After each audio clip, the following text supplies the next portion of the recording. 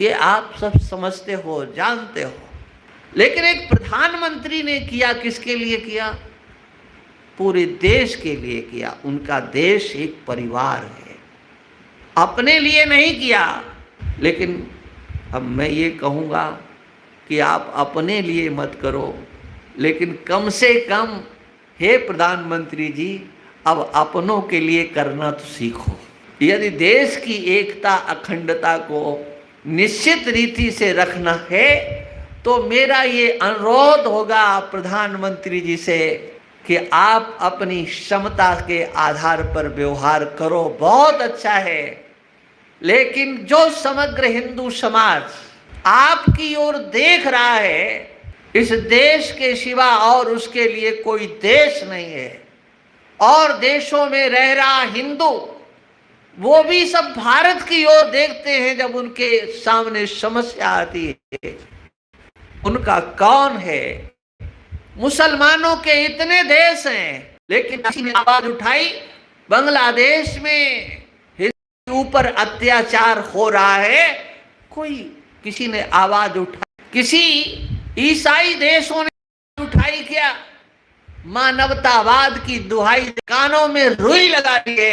हिंदुओं के ऊपर हो रहे अत्याचार ईसाई देशों के प्रधानमंत्री को सुनाई पड़ रहा है, दिख रहा है, ना मुस्लिम देशों के राष्ट्रपति प्रधानमंत्रियों को दिखाई पड़ रहा है। तो हिंदुओं के लिए कोई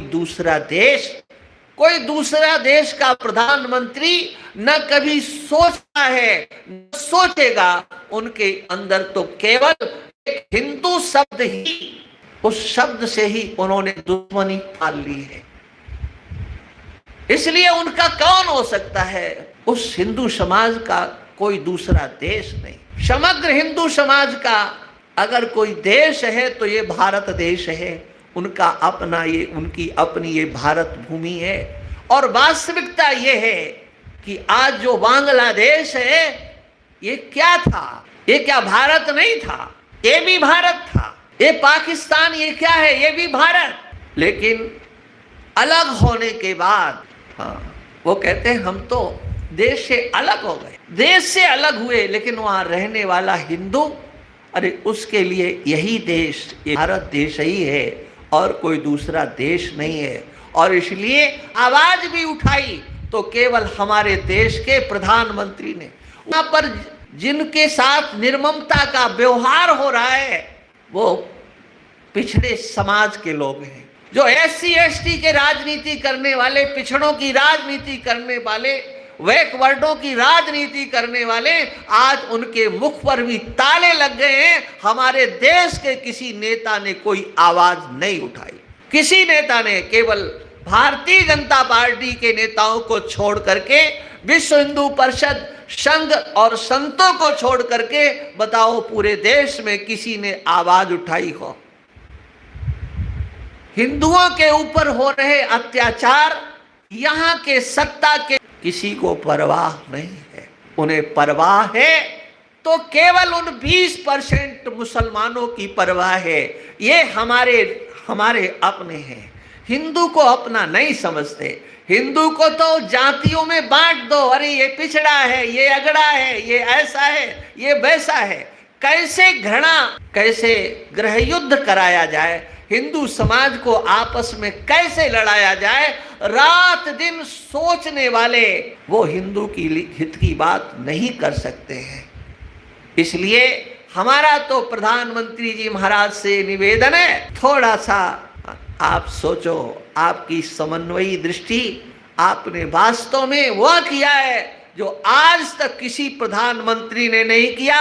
मुसलमानों का वोट लेता रहा ये कांग्रेस, ये पार्टी, लेकिन उनको अमरूद और केला बेचने के सिवा उनको दिया कुछ नहीं। ये सच बात ये है कि उस समग्र मुस्लिम जाति को केवल भारतीय जनता पार्टी से, हिंदुओं से, संघ से डरवा करके रखा और कहा बेटा पंचर जोड़ो, सड़े गले अमरूद बेचो, सड़े गले केले बेचो, अपना जीवन गुजारा करो और हमें वोट देते रहो, नहीं तो ये भी तुम्हारा नहीं बचेगा। ऐसे लोगों ने स्वतंत्र देश होने के बाद कुछ भी जिनके लिए नहीं किया, आज वो, हाँ,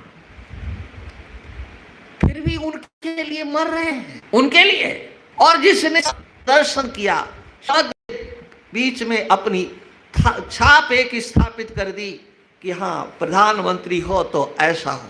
समत्व की से सबके लिए आप व्यवहार कीजिए, लेकिन कुछ अपने भी कीजिए और कुछ अपनों के लिए भी कीजिए। आप प्रधानमंत्री बने रहे, हम तो कहते 10 नहीं 15 साल तक आगे आप प्रधानमंत्री बने रहे, लेकिन मुझे कहना यह है कि आप उस प्रधानमंत्री की गद्दी पर बैठे तभी रह सकते हो जब तक ये हिंदू समाज आपके साथ खड़ा हुआ है।